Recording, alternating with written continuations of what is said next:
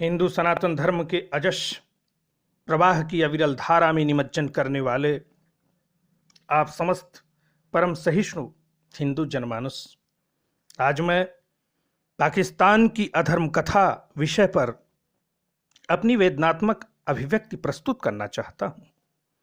मेरे परम प्रणम्य एवं वंद्य धर्म प्रेमियों, सदियों सदियों से मिलने वाले आघात को सहन करने की सामर्थ्य मात्र हिंदुओं में ही होती है, क्योंकि हिंदू धर्म लोगों को अवरोध, प्रतिशोध, आवेश और घृणा की शिक्षा नहीं देता है, अपितु यह सहिष्णुता, विश्व बंधुत्व, प्रेम, दया, करुणा और स्वाभिमान की ही शिक्षा देता है।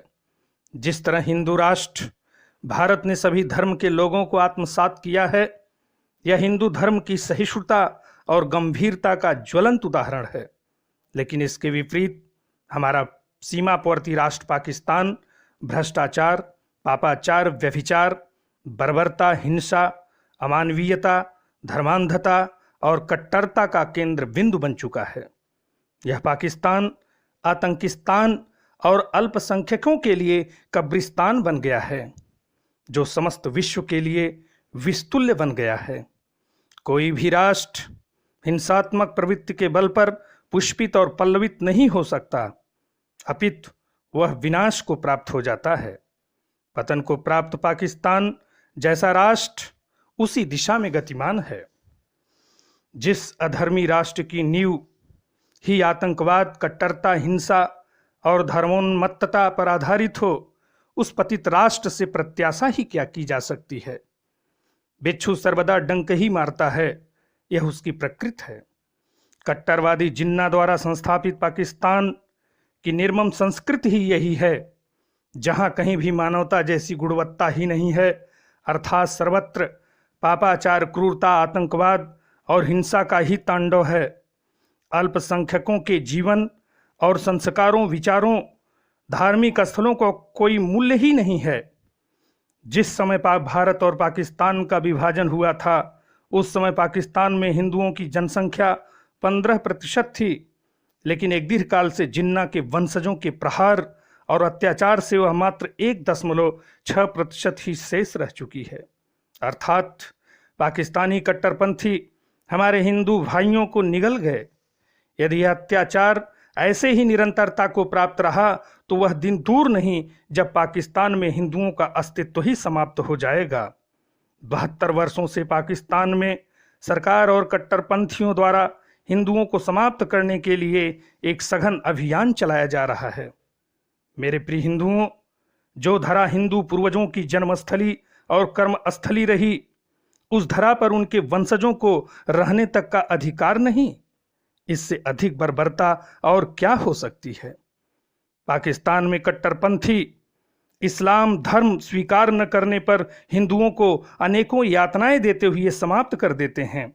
यहाँ तक कि उनके पर्वों, परंपराओं और अनेक प्रकार के जो उत्सव होते हैं उनको प्रतिबंधित कर दिया गया है और हजारों हजारों हिंदू बच्चियों का बलपूर्वक अपहरण और उनका धर्मांतरण करा दिया जाता है। स्पष्टतः कहा जा सकता है कि पाकिस्तान जहां प्रत्येक दृष्टिकोण से हिंदू और हिंदू धर्म को पूर्णतः समाप्त करना चाहता है, मंदिर ध्वंस उसकी कुत्सित मानसिकता रही है। विभाजन के समय पाकिस्तान में 428 मंदिर थे, जो मात्र 20 मंदिर ही शेष बचे हैं। उन कट्टरपंथियों ने 408 मंदिरों को ध्वस्त कर दिया।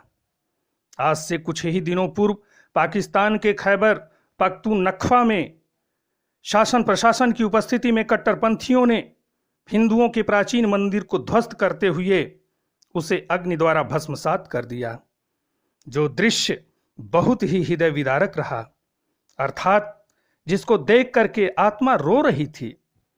यह हिंदुओं की आस्था पर प्रत्यक्षतः प्रहार है। वह दिन दूर नहीं जब हिंदुओं के नेत्रों से निकले अश्रु में संपूर्ण पाकिस्तान डूब जाएगा। आए मोहम्मद गजनवी की संतानों और जिन्ना की वंशजों, स्मरण रहे, हिंदुओं के मंदिरों को ध्वस्त कर देने से हिंदुत्व का विनाश नहीं हो सकता।